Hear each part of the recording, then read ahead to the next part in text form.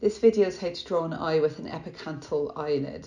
Epicanthal eyelids have an epicanthic fold in the inner corner. The upper eyelid is also sometimes not visible or not very visible, so that's something we're also going to take into account. You need to start off by drawing a circle for the iris and for the pupil. It needs to be a circle if the person is looking forward. Later on we'll learn how to draw eyes looking sideways, looking down. Once you've drawn the circle, you need to draw the eyelids going around them. So you can see I've got a line cutting through the circles. This is because your upper eyelid usually cuts off some of your iris. As ever with any of these videos, please do not draw your guidelines or your basic shapes really harshly. Lean lightly on the pencil because most of these lines are going to need to be rubbed out. Next, you can see I've rubbed out some of the lines I don't need. So the area of the iris that cannot be seen behind the eyelid, obviously your eyelids are not see-through, I've rubbed those out. And I've also blocked in marks from where the edge of the eyeball is. The edge of the eyeball is going to be visible through the lower eyelid, so you can see I've blocked that in. Now that the basic shape of the eye and the eyelid has been blocked in, I've started adding a little bit of tone just to start to build up some detail.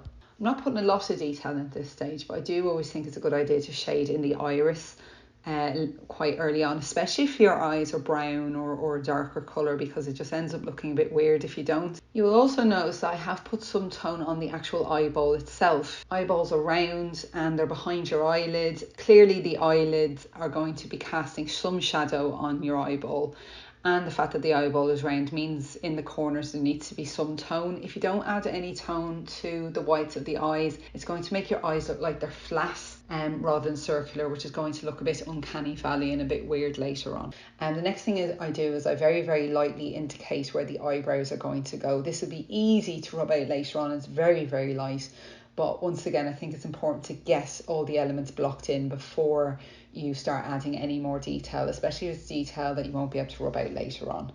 Now that I'm happy with the shape of the whole eye area, I'm starting to add detail into the actual epicanthic fold itself and the inner corner of the eye. Now, some people have what they call eye bags. Some people have what they call dark shadows underneath their eyes.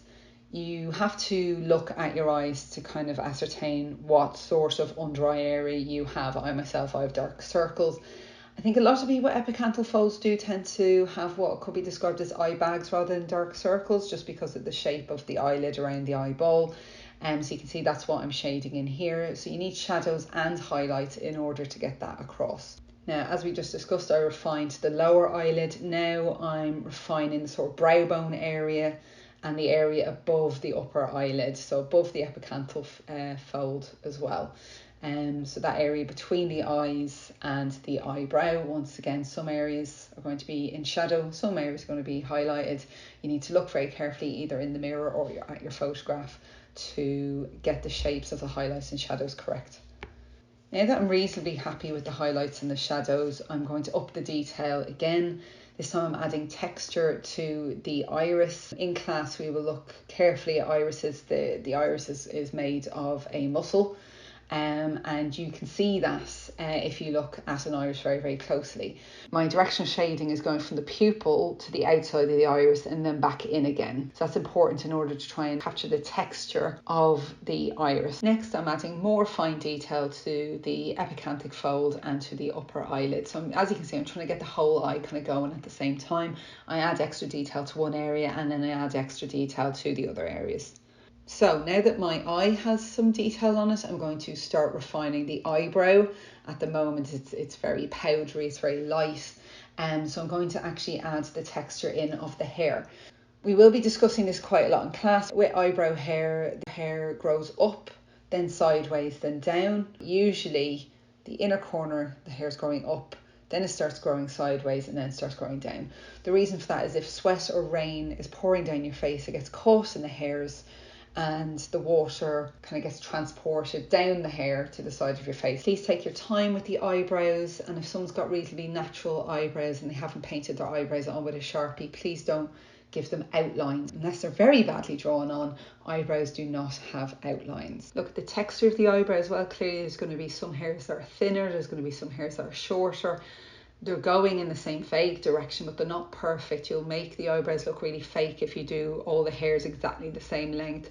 pointing exactly the same direction. Okay, so do try to keep looseness to it. It takes a while, you can probably see from the video, and I even go back into the eyebrows a bit more later on. It does take a while to draw the eyebrows when you are drawing a close-up eye, so please don't rush it because you'll end up ruining your drawing. Now that the gist of the eyebrows are blocked in, now I'm going to start blocking in the eyelashes. It's a similar story to the eyebrows, unless someone's got very, very cheap fake eyelashes on. Eyelashes are different lengths. There will be a same vague direction that they are pointing in, but they won't all be pointing exactly the same angle with exactly the same curl. This particular eye is looking down slightly, so you'll see that the eyelashes are actually covering the iris and the white of the eye a little bit. If you ask people to draw eyelashes, they end up drawing them really, really long and curling up towards people's eyebrows, but that's not always the case. So it's very, very important to really, really look at the photograph or really look in the mirror when you are drawing the eyelashes. After adding in some eyelashes, I've added the shine on the eye. So you can see that kind of coming up in the iris. You could use an eraser to create the effect I've gone for here.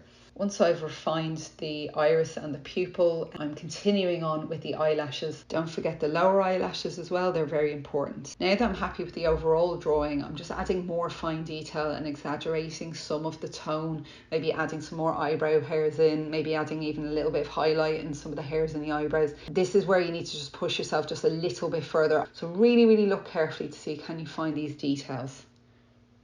Okay, so I hope you found that useful. This was how to draw an eye with an epicanthic fold. Thanks.